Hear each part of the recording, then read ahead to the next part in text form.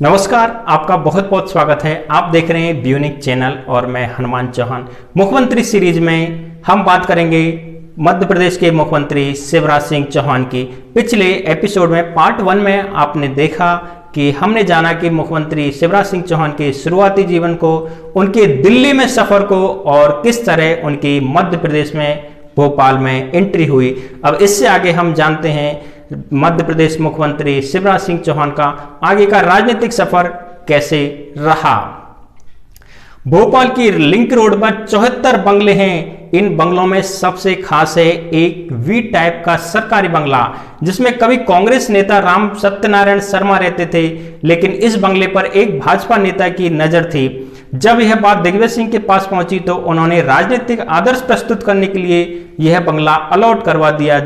भाजपा नेता जिनका नाम था शिवराज सिंह चौहान 29 नवंबर 2005 को मुख्यमंत्री बनने के बाद शिवराज सिंह को विधायक चुनकर संविधान के अनुसार 6 माह के अंदर ये सुरक्षित व परिचित सीट चुनी गई बुधनी, जिसे 14 वर्ष पहले शिवराज सिंह ने सांसदी के लिए खाली किया था। अब वहां से विधायक थे राजेंद्र सिंह ने मुख्यमंत्री के लिए सीट खाली कर दी, लेकिन कांग्रेस ने रणनीति बनाई शिवराज सिंह को रोकने की। कांग्रेस का लक्ष्य शिवराज सिंह को किसी भी कीमत पर रोकना है। चुनाव आयोग में शिकायत पर शिकायत होने लगी। एक तस्वीर में शिवराज सिंह के साथ कलेक्टर की तस्वीर आने पर उसे तत्काल हटा दिया गया। चुनाव की तारीख आगे बढ़ गई। इस दौरान शिवराज ने पदयात्राएं निकालना शुरू किया। पर्यवेक्षक शिवराज की यात्रा में निगरानी रखते थे। विधानसभा के लोग जानते थे वो विधायक नहीं, मुख्यमंत्री का चुनाव कर रहे हैं। शिवराज सिंह के समर्थन में चुनावी माहौल बना और शिवराज सिंह जीत गए। मुख्यमंत्री बनने के कुछ समय बाद ही उनके खिलाफ रायसेन की एक कोर्ट ने 1997 के एक मामले में वारंट निकाल दिया। ऐसा ही एक वारंट उमा भारती के खिलाफ निकला और मुख्यमंत्री की कुर्सी चली गई। प्रदेश के अधिकारियों और शिवराज सिंह के समर्थकों की सांस अटक गई, क्योंकि इस तरह का मामला पूर्व मुख्यमंत्री उमा भारती के खिलाफ भी हो चुका था। कोर्ट में अर्जी दी कि लोकहित में मामले को खारिज कर दिया जाए, मुश्किल दूर हो उससे पहले सरकार की याचिका को हाई कोर्ट में चुनौती मिल गई। हालांकि हाई कोर्ट ने याचिका खारिज कर दी। इन समस्याओं के हटने के बाद शिवराज ने राज्य की राजनीति में जड़ें जमा ली। शिवराज एक अलग तरीके की राजनीति करते हैं। Shivraj Singh non political style में पॉलिटिक्स करते हैं। शिवराज सिंह को चुनाव सभा या टेलीविजन से जानना पर्याप्त नहीं है। एक कदम पीछे खींचें तो 2.5 कदम आगे बढ़ जाते हैं। ऐसी है शिवराज सिंह की राजनीति।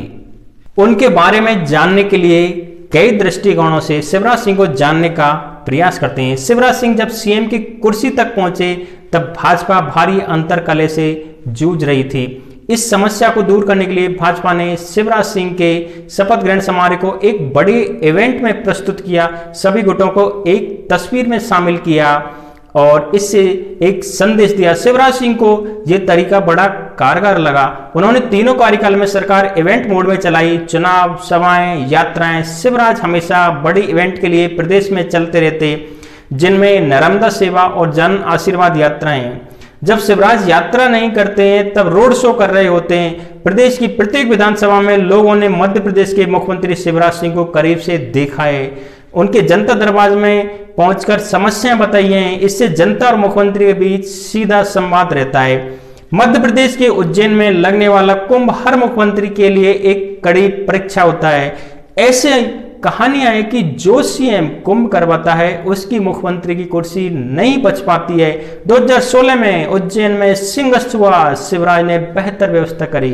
तूफान में त्रिपाल गिर गया तो शिवराज सिंह खुद सीढ़ी पर चढ़कर पाइप बांधने लगे।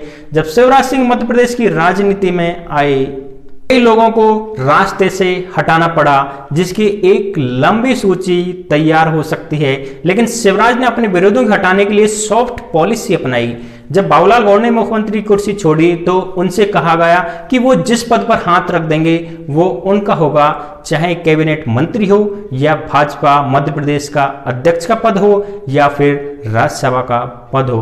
लेकिन शिवराज सिंह भी देते समय गणित लगाते हैं। जब कभी ये बात सामने आती है कि उमा भारती की वापसी हो सकती है, तब शिवराज हाईकमान को संदेश पहुंचा देते हैं कि पार्टी को संभालना मुश्किल हो जाएगा।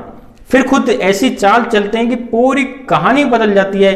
एक बार शिवराज ने कह दिया कि भूमाफिया उन्हें हटाना चाहते हैं, इससे केंद्रीय हाईकमान भी उनके पक्ष में हो जाता है। इससे प्रदेश में लोगों का ध्यान सदा उन पर बना रहता है। जब कैलाश विजयवर्गीय मुश्किल बने तो उनके खिलाफ तुरंत कार्रवाई नहीं करके पहले गोपाल भार्गव को इंदौर का प्रभारी बनाया, फिर उन्होंने जाते ही तंज कस दिया कि अब ताई की चलेगी ना भाई की चलेगी, अब भाजपाई की चलेगी। बाद में कैलाश विजयवर्गीय राष्ट्रीय महासचिव बनकर दिल्ली चले गए। इससे शिवराज सिंह के विरोधियों को पलटवार करने का मौका नहीं मिलता है। शिवराज सिंह किसी एक वर्ग के नेता नहीं होकर एक व्यक्ति के प्रत्यक्ष या अप्रत्यक्ष रूप से जुड़े रहते हैं। इसमें उदाहरण है मानसरोवर यात्रा के लिए आधा किराया, तीर्थ दर्शन के लिए टिकट, इसके अलावा लाडली लक्ष्मी योजना। शिवराज सिंह ने महिला को सरकारी योजनाओं में केंद्र में रखकर हमेशा काम किया। शायद इसलिए शिवराज सिंह को मध्य प्रदेश की जनता मामा कहकर बुलाती है। जननी सुरक्षा योजना, मुख्यमंत्री कन्यादान योजना व निकाय योजना इसे सिद्ध भी करती हैं। शिवराज सिंह विशुद्ध राजनीति में भी माहिर हैं। जब प्रदेश में बाढ़ आती है तो पैदल ही बाढ़ क्षेत्र का दौरा करते हैं, न कि हवाई दौरा। जब मंदसौर में किसानों पर गोली चली तो शिवराज सिंह ने वो काम कर दिया तो विपक्ष को करना चाहिए। वे उपवास पर बैठ गए, सरकार के मंत्री उन्हें उपवास तोड़ने के लिए मनाने लगे। इस सब के बीच पुलिस फायरिंग का शोर दब गया। इस सब के बाद शिवराज सिंह के पास सभा, दौरे और यात्रा के लिए पर्याप्त समय था। साधना सिंह, शिवराज सिंह की पत्नी, सीएम हाउस में हर चीज का बारीकी से ध्यान रखती है, लेकिन शिवराज पर पहला इल्जाम पाया साधना सिंह लगा। इल्जाम की साधना ने 4 डंपर खरीदकर रीवा की सीमेंट प्लांट में लगा दिए हैं। शिवराज सिंह और साधना दोनों पर इस मामले में कोई आंच नहीं आई, लेकिन इससे मचे बवाल ने शिवराज सिंह चौहान को मीडिया के प्रति सतर्क कर दिया। उन्होंने इसके बाद नेशनल मीडिया से दूरी बनाई और मध्य प्रदेश के स्थानीय भोपाल मीडिया से संतुलन साधा, जिसका फायदा शिवराज सिंह को मिला। व्यापम घोटाले में व्यापम प्रदेश की लगभग हर परीक्षा आयोजित कराता, मेडिकल से लेकर इंजीनियर तक, जिसकी जांच के लिए शिवराज सिंह ने सीबीआई को सौंप दी। बावजूद इसके शिवराज सिंह अपनी कुर्सी और छवि बचा पाए।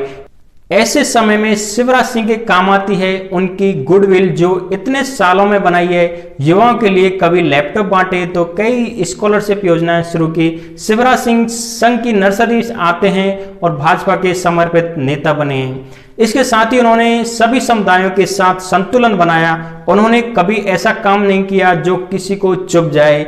इसका सबसे बड़ा सबूत है मध्य प्रदेश की अयोध्या यानी भोजशाला, धार जिले में स्थित, जहां अलग अलग जगह से अवशेष मिले हैं। इसका संबंध जैन और हिंदू मान्यताओं से भी है और इस्लाम से भी है। ये बात उठी कि ये परमार राजा भोज के वक्त बना एक मंदिर है और यहाँ रखी सरस्वती की मूर्ति को लंदन भेज दिया गया है। संघ के लिए भोजशाला एक महत्वपूर्ण जगह है। दिसंबर 2003 में उमा भारती ने भोजशाला में अखंड ज्योति स्थापित की। इसने मामले को राजनीतिक दिशा दे दी। भोजशाला में व्यवस्था थी कि शुक्रवार को नमाज पढ़ी जाएगी और मंगलवार को पूजा की जाएगी। मुश्किल होती है जब बसंत पंचमी शुक्रवार को होती है। हिंदू संगठन मांग करते हैं कि वे दिन भर पूजा करेंगे। शिवराज के कार्यकाल में 2 बार 2006 और 2013 में ऐसी समस्या आई। शिवराज सिंह ने भारी पुलिस बल तैनात करके माहौल को सामान्य रखा। लेकिन इसके बाद शिवराज सिंह ने चित्रकूट जाकर ऐलान कर दिया कि वे राम गमन पथ बनवाएंगे। शिवराज सिंह ज्यादातर सरकार को अधिकारियों के माध्यम से चलाया है। 2018 के विधानसभा चुनावों में भाजपा को 200 सीटों में से 109 सीटें मिली और कांग्रेस को 114 सीटें। 15 साल बाद कांग्रेस ने सत्ता में वापसी करी, लेकिन कांग्रेस कार्यकाल पूरा नहीं कर पाई। ज्योतिरादित्य सिंधिया सीएम ने बनने के कारण इतने नाराज हुए कि 22 विधायकों के साथ कांग्रेस पार्टी छोड़कर चले गए। कांग्रेस पार्टी के पास जरूरत बहुमत न होने के कारण कमलनाथ को इस्तीफा देना पड़ा। शिवराज सिंह चौहान ज्योतिरादित्य सिंधिया के साथ भाजपा ज्वाइन करने के कारण फिर से मुख्यमंत्री बन गए। अब बारी है 2023 के मध्य प्रदेश के विधानसभा चुनावों की, जब भाजपा के कई वरिष्ठ नेता जिनमें नरेंद्र सिंह तोमर, कैलाश विजयवर्गीय विधायक का चुनाव लड़ रहे हैं, जिनमें कैलाश विजयवर्गीय को इंदौर की प्रथम सीट से टिकट दिया गया है। वहीं नरेंद्र सिंह तोमर केंद्र सरकार में कैबिनेट मंत्री रहे हैं, उन्हें दिमनी से पार्टी ने टिकट दिया है। भाजपा दिल्ली हाईकमान की रणनीति अभी अनसुलझी लग रही है, क्योंकि यदि सभी दिग्गज नेता विधानसभा चुनाव जीत गए तो इनको साधना शिवराज सिंह चौहान के लिए एक बड़ी चुनौती हो जाएगा। क्या शिवराज सिंह चौहान दिल्ली जाने का समय आ गया है या फिर भोपाल की राजनीति को ही साधेंगे? वक्त ही बताएगा। हमारी मुख्यमंत्री सीरीज देखने के लिए आपका बहुत बहुत धन्यवाद। यदि आप इसे YouTube पर देख रहे हैं तो हमारे YouTube चैनल को सब्सक्राइब करें, लाइक करें और शेयर करें। और यदि आप इसे Facebook पर देख रहे हैं तो हमारे फेसबुक पेज को लाइक करें। हमसे जुड़ने के लिए आपका बहुत बहुत धन्यवाद। आप जुड़े रहें इसी तरह हमारे साथ। आपका बहुत बहुत धन्यवाद।